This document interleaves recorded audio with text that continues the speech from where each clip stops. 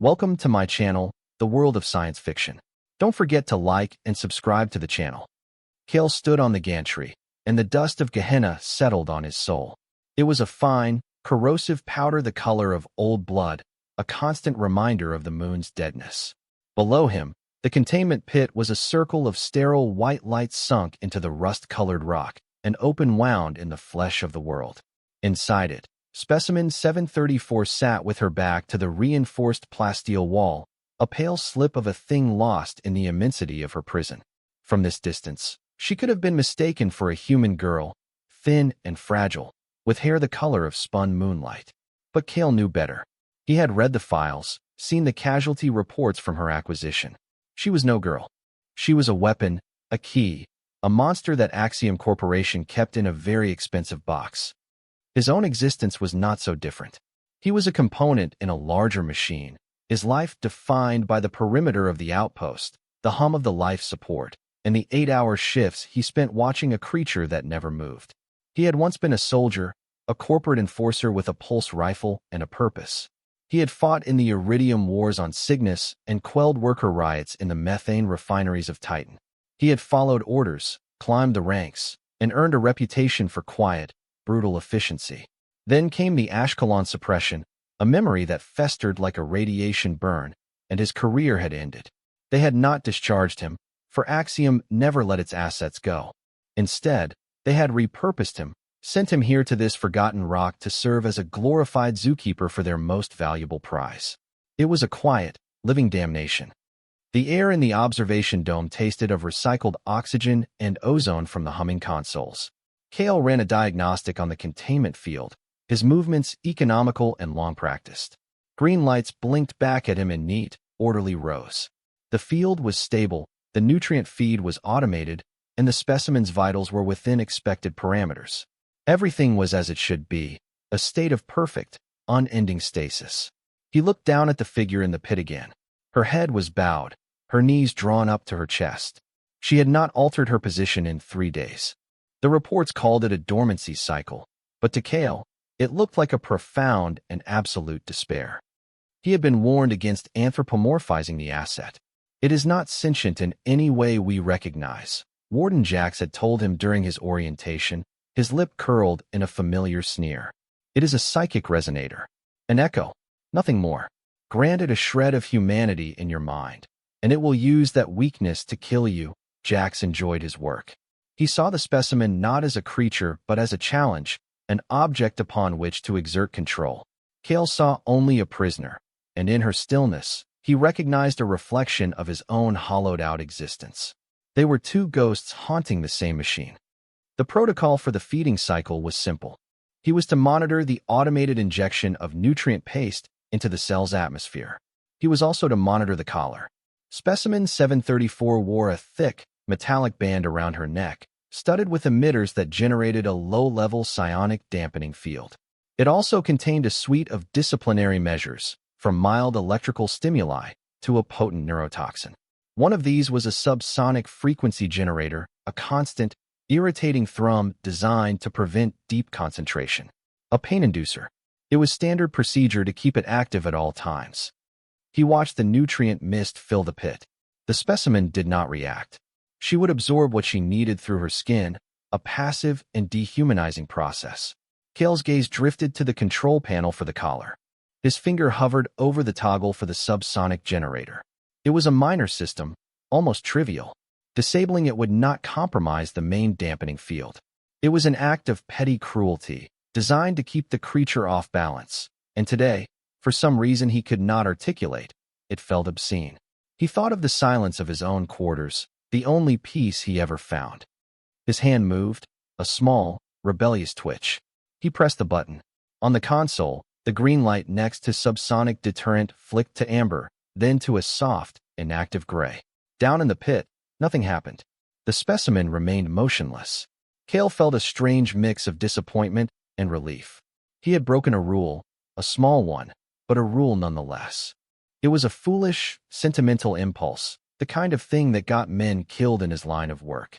He turned back to his main console, ready to dismiss the act as a momentary lapse in judgment. Then, she moved. Her head lifted slowly, deliberately.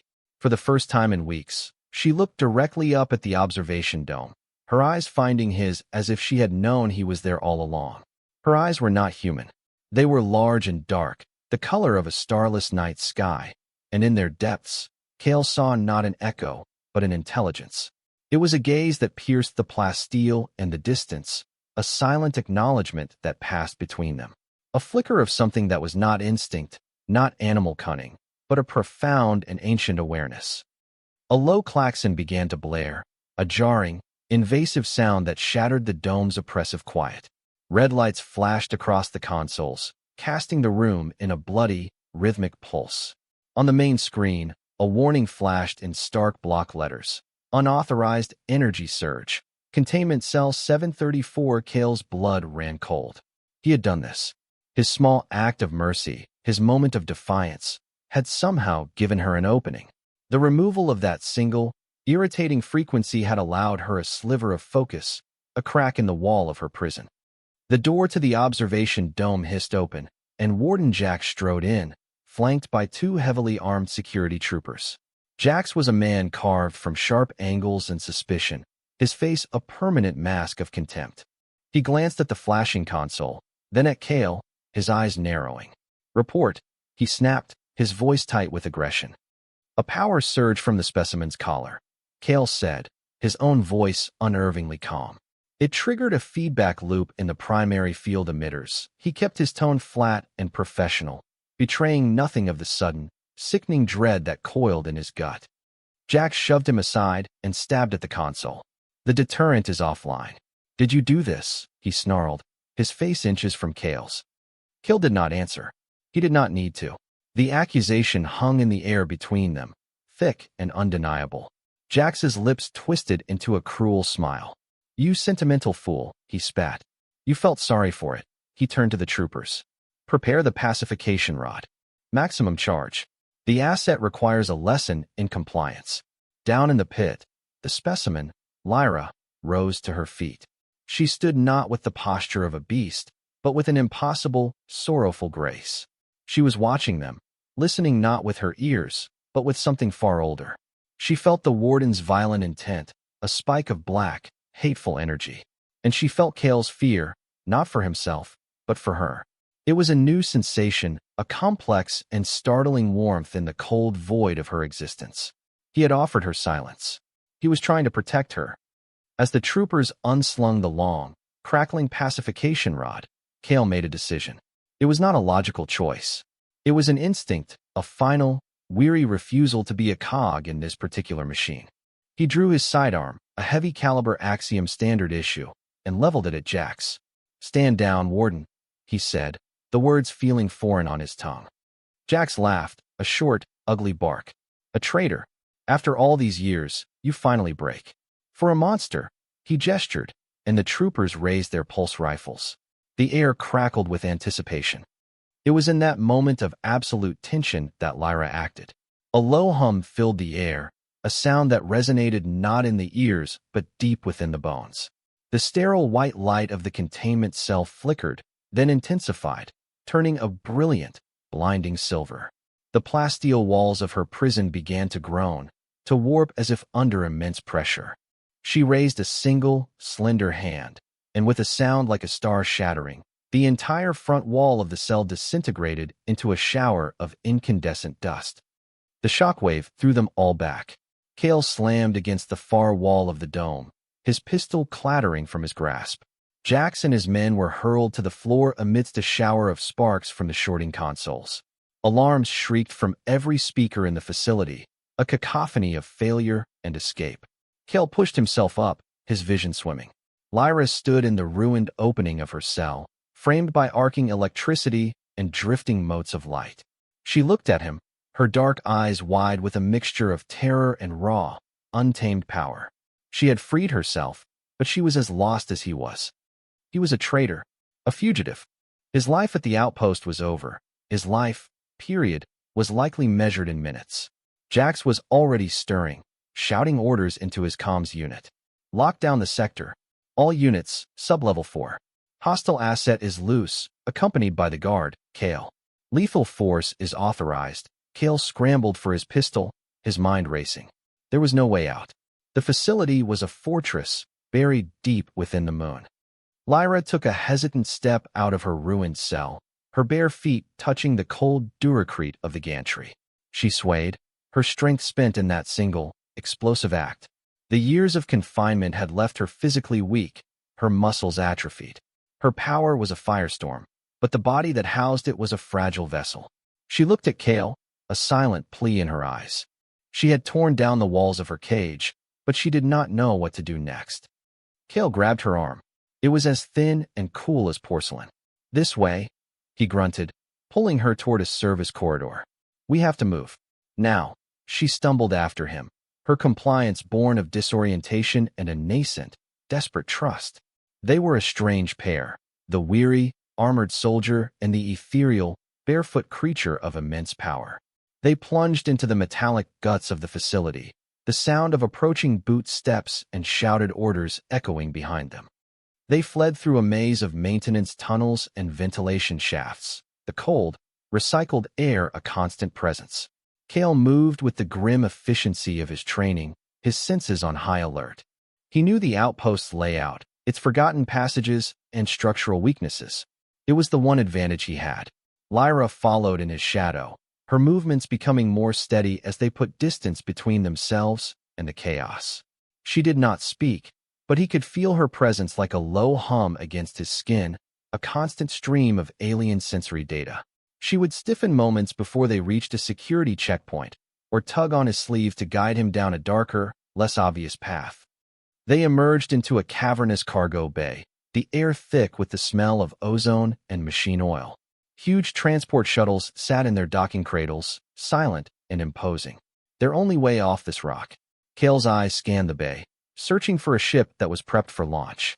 A heavy cargo hauler, the Tantalus, had its boarding ramp down, its engines in standby mode. It was their one chance. As they ran across the open floor, a trio of security drones dropped from the ceiling, their optical sensors glowing a malevolent red. "Halt!" a synthesized voice boomed. "Surrender the asset." The drone's weapon pods swiveled, locking onto them. Kale shoved Lyra behind a stack of crates and opened fire with his pistol. The shots sparked uselessly against their armored plating. Plasma bolts seared the air, forcing him back. One of the drones lumbered forward, its multi-barreled cannon spinning up with a lethal whine. It had a clear shot. Kale braced himself for the impact, for the searing heat that would tear him apart. He was out of time. He had made his stand, and this was how it ended. He heard a soft gasp from behind him. A wave of force, visible as a faint shimmer in the air, erupted from Lyra. It struck the drone head-on. The machine did not explode. It simply died. Its lights went out, its cannon drooped, and it crashed to the deck with a final, metallic clang. The other two drones swiveled toward her, but she met their challenge with a fierce, defiant glare. Another shimmering wave, stronger this time, pulsed outward. The remaining drones convulsed, their systems shorting out in a shower of sparks before they, too, fell silent. Lyra collapsed against the crates, her breath coming in ragged gasps. The effort had drained her completely. Kale rushed to her side, scooping her up into his arms. She was lighter than he expected, almost weightless. He carried her up the ramp of the Tantalus, her head lolling against his shoulder. He strapped her into a co-pilot's seat and sprinted to the cockpit. His fingers flew across the controls, initiating the launch sequence. He was no pilot, but he had run enough simulations to know the basics. The cargo hauler's engines roared to life, shaking the entire bay. Warning lights flashed on his console. The bay doors were still sealed. On the main view screen, he saw Jax and a squad of troopers enter the bay, their rifles raised. "You are not leaving." Jax's voice crackled over the ship's comm. "Surrender, and I might grant you a quick death." "Not today, Warden," Kale muttered. He rerouted auxiliary power to the forward laser cutters, tools meant for mining asteroids, not for breaking out of a military-grade facility. The ship shuddered as the powerful beams lanced out, slicing through the thick durasteel of the bay doors. Metal screamed and glowed cherry red.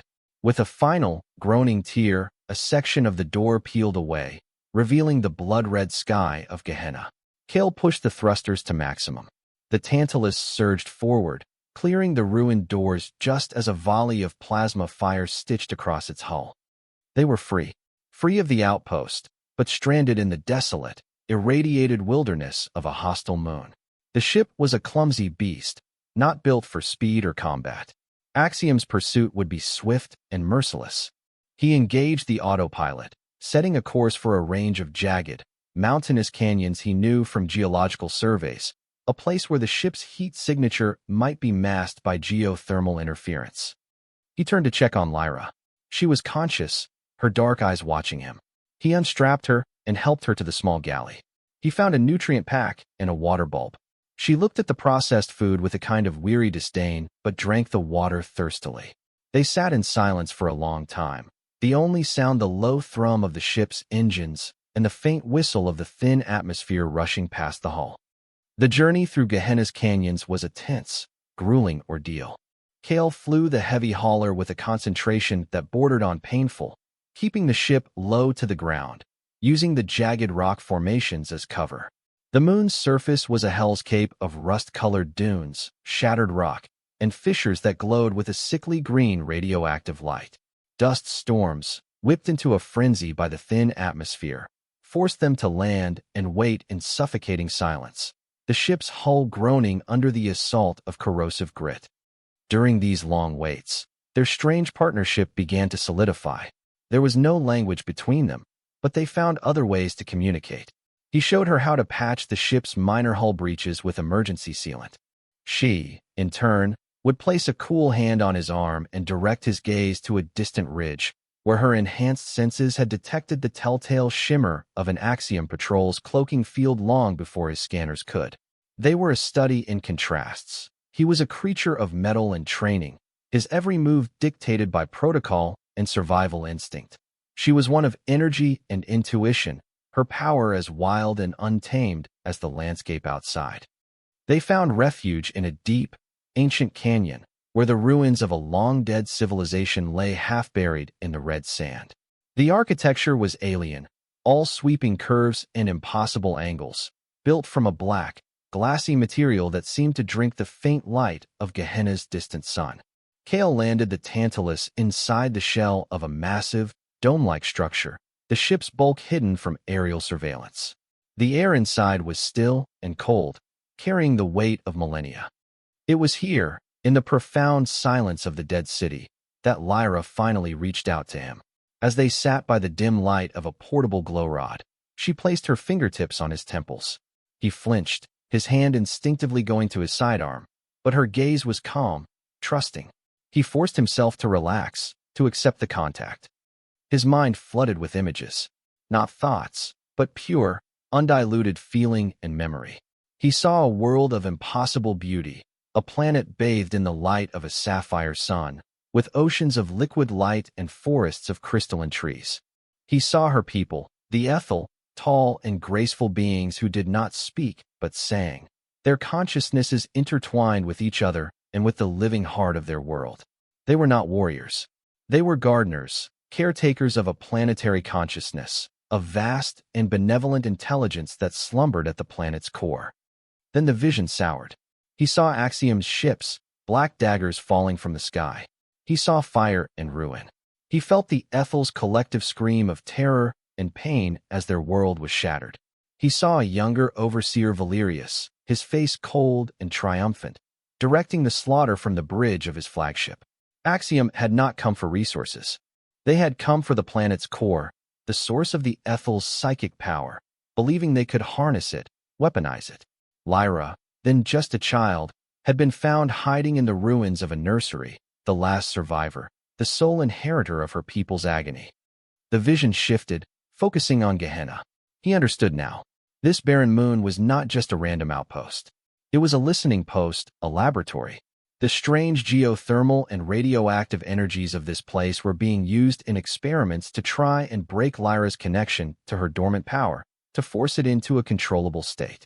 The final stage of Valerius's plan was imminent, a massive drilling operation that would pierce Gehenna's crust and use the moon's unstable core as a focusing lens, a cannon to fire a beam of energy that would crack open Lyra's homeworld and allow Axiom to finally harvest its living heart. The process would destabilize Gehenna, causing a chain reaction that would obliterate the entire moon and everything on it. The psychic contact was a two-way street. As she showed him her past, she saw his. She felt the shame and self-loathing that haunted him, the memory of the Ashkelon suppression. She saw him standing over the bodies of civilians, his rifle still hot, the face of a young girl with wide, accusing eyes staring up at him. He had been following orders, neutralizing a perceived threat, but the justification had crumbled into ash in his mouth. He was a killer. He had helped a machine of conquest and profit destroy lives, just as Valerius had. He felt her touch the memory, not with judgment, but with a profound and sorrowful empathy. She did not offer forgiveness, but understanding. She showed him the scars on her own mind, the psychic wounds left by years of torture and isolation at the hands of men like Jax. In that silent, shared space, their separate traumas met and acknowledged one another. He was not just her protector. He was her kin, another broken piece of a violent, uncaring galaxy. He pulled away from the contact, gasping, the glow rod casting long, dancing shadows on the alien walls. The weight of his own past felt heavier than ever, but for the first time, he was not carrying it alone. He finally had a cause, a reason to fight that was not about a paycheck or a protocol, but about redemption. Their brief respite was shattered by the roar of engines. A squadron of sleek, black Axiom assault ships descended on the ruins, their searchlights cutting through the gloom. Warden Jax had found them. Kale grabbed his pulse rifle. "Stay back," he told Lyra, his voice rough. He moved to the entrance of the dome, using the ancient architecture as cover. The battle was short and brutal. Jax's troopers were elite, moving with practiced, lethal coordination. They poured into the ruins, their plasma rifles spitting searing bolts of energy that vaporized the ancient black stone.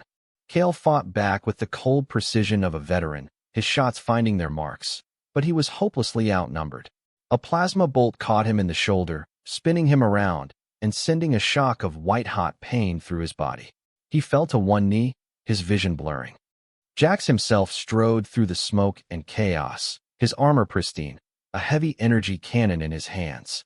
"It's over, Kale," he said, his voice amplified by his helmet. "You chose the wrong side. There is no honor in protecting a thing." He raised his weapon for the killing shot. Behind him, Lyra emerged from the shadows of the crashed Tantalus. Her eyes glowed with a soft, silver light.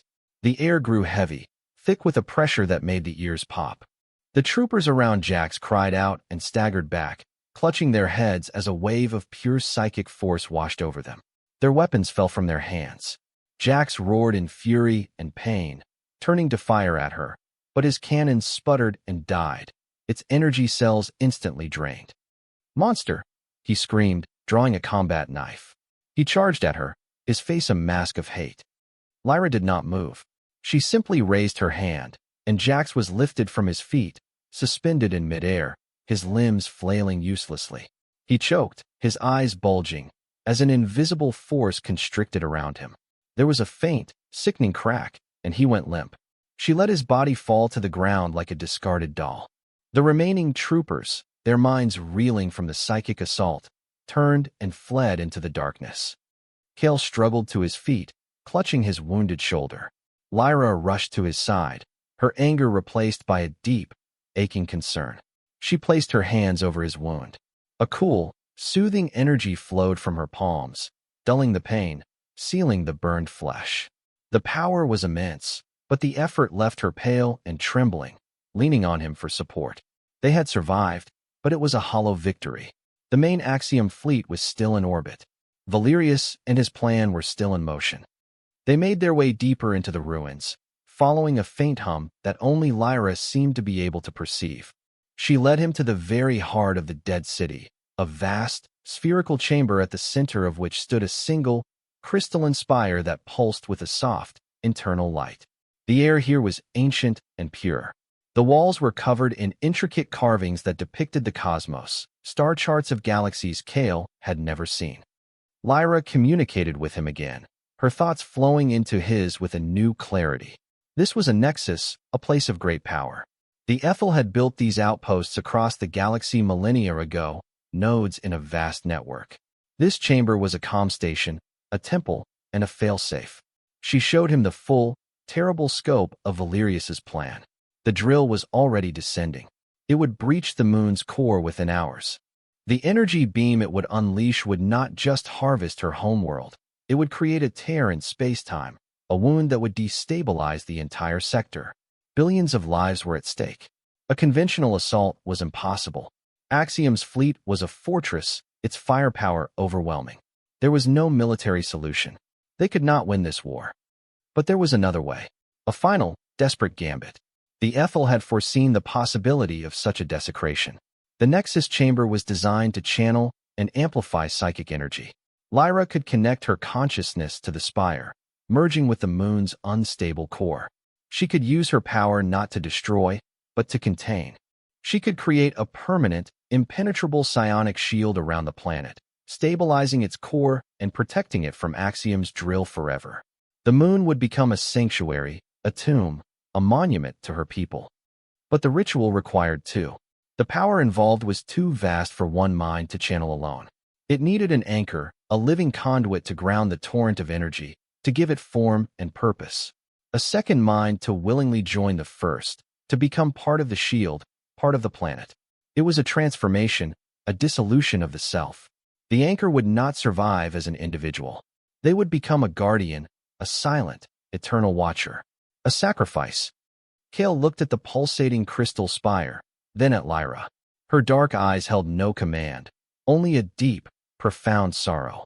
The choice was his. He thought of his life, a long, gray line of sanctioned violence and empty obedience. He thought of the dead girl on Ashkelon, her eyes forever burned into his memory. All his years of fighting, of killing, of surviving. What had it all been for? He had followed orders and become a monster. He had defied orders and found a purpose. Here was a chance to build something instead of breaking it. A chance for one final act to wash away a lifetime of them. He could run, perhaps escape, and live out his days as a hunted man. Or he could stay, and his end could have meaning. It was not a choice between life and death. It was a choice between a meaningless existence and a meaningful end. He felt a strange sense of peace settle over him. A quiet acceptance that felt more real than anything he had experienced in decades. He stepped forward, away from Lyra, and placed his hand on the cool, smooth surface of the crystalline spire. It vibrated with a deep, resonant hum, as if in acknowledgement. He did not need to speak. Lyra felt his decision resonate through the chamber, a clear, unwavering note in the symphony of their shared thoughts. He saw her mind's eye image of a single, perfect tear tracing a path down her pale cheek. It was not a tear of sadness for his choice, but of gratitude for his sacrifice. Heavy, metallic footsteps echoed from the corridor. The chamber's entrance was filled with the imposing figures of Axiom's elite guard, their armor a stark, black contrast to the soft light of the spire. They parted, and Overseer Valerius himself stepped through, his uniform immaculate, his face a mask of cold satisfaction. An impressive display in the canyon, Kale, he said, his voice calm and patronizing. But your rebellion ends here. The drill is less than an hour from the core. You have only prolonged the inevitable. Valerius's gaze fell upon Lyra. He chuckled, a dry, dismissive sound. All this trouble, he mused, looking at his soldiers. All this expense for what? A frightened little girl who can perform parlor tricks. The soldiers shifted, some of them smiling under their helmets at their commander's casual derision. They saw only a frail creature, a prize to be recaptured. They saw a victim. Kale turned from the spire to face them, his body positioned between them and Lyra. He felt no fear, only a vast, cold clarity. He looked at Valerius, at the hardened soldiers who saw conquest as progress and life as a resource to be consumed. He thought of his own past, of the predator he had been. He understood them perfectly. You're right, Kale said, his voice quiet but carrying an immense weight that made the chamber fall silent. She is frightened. She's the last of her kind. You hunted her people to extinction and tortured her for years. You look at her and see weakness. He took a step forward. You look at me and see a traitor. You look at yourselves and see conquerors. He paused, his eyes locking with Valerius's. You see it all wrong. You've mistaken the prey for the predator. We're the apex. We're the monsters who hunt in the dark. The room froze. The casual arrogance on Valerius's face faltered, replaced by a flicker of confusion, then anger. The soldiers tensed, their rifles coming up. Kale's words had struck a chord of some deep, uncomfortable truth. Humanity's ascent had been a story of relentless, violent expansion, of dominating every ecosystem they encountered. They were the true invasive species of the galaxy. But every once in a while, Kale continued, his voice dropping to a near whisper, one of us remembers that the only thing worth being a monster for is to protect something. He turned his back on them, a final, absolute dismissal. He placed both hands on the spire. Lyra moved to stand behind him, her small hands coming to rest on his temples. Now, he whispered, a word meant only for her. He closed his eyes and opened his mind, surrendering himself completely to the coming storm. The energy that flooded him was beyond all comprehension. It was the birth of a star, the silence of deep space, the collective memory of an entire world. He felt his consciousness, his identity, his very sense of self, being unraveled thread by thread. Memories flashed through him, the red dust of Gehenna, the cold steel of his rifle, the terror in the eyes of the girl on Ashkelon. He did not fight it. He let it all go, offering his pain, his guilt, his strength, his final act of redemption as fuel for the fire. He felt Lyra's presence with him, a guiding hand in the hurricane, weaving his dissolving consciousness into her own, braiding them together with the raw, untamed power of the moon's core. His body began to glow, to lose its form, dissolving into a cloud of brilliant, silver motes. There was no sound, no explosion, just a wave of silent, overwhelming light that erupted from the spire. It was not a destructive force, but one of pure, undeniable truth. It washed over the Axiom soldiers, through their armor and into their minds. They were not harmed, but they were subjected to the totality of Lyra's and Kale's joined experience. They felt the beauty of the Ethel's world. They felt the horror of its destruction. They felt Kale's lifetime of regret and his final, desperate hope for atonement. They saw themselves through the eyes of their victims, and the revelation broke them. They dropped their weapons, falling to their knees, their minds unable to process the sheer, crushing weight of their actions. Overseer Valerius screamed as the wave hit him. For him, there was no gentle revelation, only the full, focused agony of every life he had extinguished. His mind, built on a foundation of narcissism and greed, shattered into a million pieces. He collapsed, a mindless, drooling shell, his eyes wide with a terror that would never end. High above, in orbit, the wave of psionic energy washed over the Axiom fleet. The massive drilling platform shuddered and went dead, its systems instantly and permanently fried. The warships, the command cruisers, every piece of Axiom technology was rendered inert, becoming tombs of silent, powerless metal. The war was over, not with a bang, but with a profound and unassailable silence. The hostilities ceased, brought to a stunning, immediate end not by a superior weapon, but by a final, perfect act of peace. A new light bloomed in the sky of Gehenna, a shimmering, ethereal aurora of silver and blue, a permanent testament to the consciousness that now slept within the moon's heart. 10 years later, the light was a constant beacon in the sky. Gehenna was no more. The moon was now known as Ethel's Rest, a protected sanctuary, the first of its kind under the new interspecies concord. The fall of Axiom Corporation after the Gehenna incident had sent shockwaves through the galaxy, exposing a rot that had run deeper than anyone had imagined. New laws were written, new alliances forged, all built on the hard-learned lesson that some things in the universe were not meant to be conquered or controlled. A fragile, somber peace had settled over the systems that had once been Axiom's domain. Commander Thorne, retired now, stood on the observation deck of a small monitoring station in a stable orbit around Ethel's Rest. He was an old man, his face a roadmap of past conflicts, his uniform replaced by simple civilian clothes. He looked out at the shimmering aurora that enveloped the moon, a sight of impossible beauty and profound sadness. His gaze fell upon a simple plinth of black, polished stone that stood in the center of the deck. It was the only memorial. It bore no name, no epitaph, only a single, stark engraving. Enforcement Division, serial number 734K Kale. Thorne remembered the man he had sent to that desolate outpost. A good soldier, broken by the things they had asked him to do. A cynical, quiet man who had lost his faith in everything. He had expected Kale to live out his days in quiet obscurity, another ghost in the Axiom machine. He had never imagined that this burned-out enforcer would be the one to bring the whole corrupt edifice crashing down. He had not won a war. He had ended the very concept of it, at least in this small corner of the galaxy. He reached out and placed a trembling hand on the cool stone of the plinth.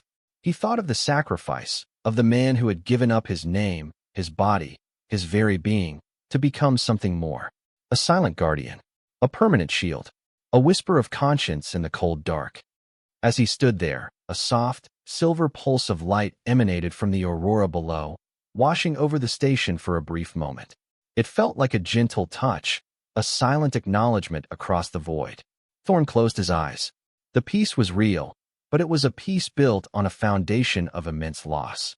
It was a legacy paid for in full, a solemn reminder that the greatest victories are not those won on the battlefield, but those forged in the quiet, desperate moments of a single, defiant soul.